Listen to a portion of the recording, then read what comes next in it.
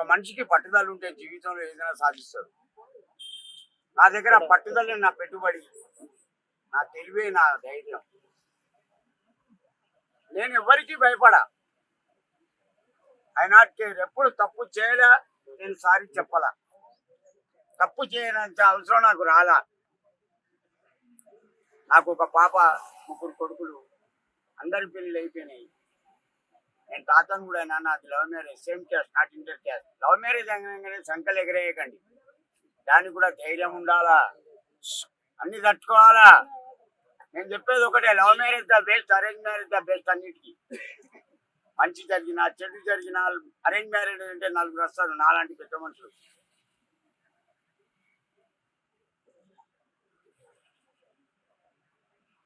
అదే love marriage అంటే ఎవరు రారు.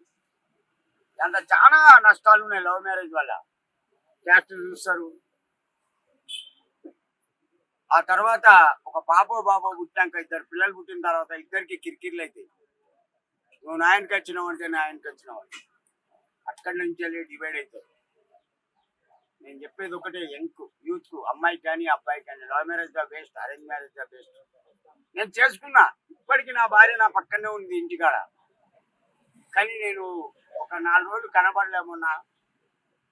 వరంగల్కి వెళ్ళినా వారం రోజులు. నా భార్య, నా కూతురు సుమన్ టీవీలో ఇంటర్వ్యూ ఇచ్చిండు. ఈ లంజోకోడికి వైజాగ్ సత్తిగాడు తీసుకుపోయి ఇంటర్వ్యూ ఇచ్చిండు. ఆ ఇంటర్వ్యూ చూసి నా కళ్ళలో నీళ్ళు వచ్చినాయి. నా భార్యనండి, మంచోడు చెడ్డోడు నాకు భర్తే. నా పాప కూడా, మా నాన్న చాలా మంచోడు, నా కూతురు. ఆ ఇంటర్వ్యూ చూసి నా గుండె కరిగిపోయిందండి. అక్కడికి వైజాగ్ సత్తి వరంగల్కు కారు వేసుకొని వచ్చిండు. మళ్ళీ నన్ను హైదరాబాద్ తీసుకొచ్చి ఇంటికాడ వదిలిపెట్టాడు. ఆ కారుకు డబ్బులు ఇచ్చింది కూడా తమన్ గారే.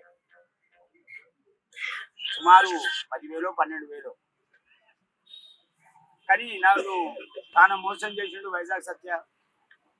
ఇప్పుడు నేను ఫోన్లో మాట్లాడుతున్నాను. దయచేసి నాదొక మనవి, ఈ ప్రపంచంలో చాలా మంది మంచోళ్ళు ఉన్నారు, అమాయకులు ఉన్నారు. వాళ్ళు తినక మందికి తినబెడతారు, వాళ్ళు తొడగక వాళ్ళు మందికి తొడగబెడతారు. ఒక దాన మనిషి, పెద్ద మనసున్న మనిషి ఇచ్చిన బట్టలు ఇవి, ఈ లుంగి, ఈ షర్టు, ఈ టవల్. రాత్రి ఇంటికి తీసుకుపోయిన అతను నిస్వార్థపరుడు. రాత్రి నుంచి ఇప్పటి వరకు సుమారు ఒక 700-800 ఖర్చు పెట్టాడు. నాకు కొద్దిగా అలవాటు అండి మందుది. బాబాయ్ అనగానే పర్చేసుల్ని పంపి మందు తెప్పించిండు. నేను ఇప్పుడు కూడా లైట్గా తాగే ఉన్నా, ఎక్కువ లేదు, కొంచెం. నా పక్కనే ఉన్నాడు ఆ వ్యక్తి.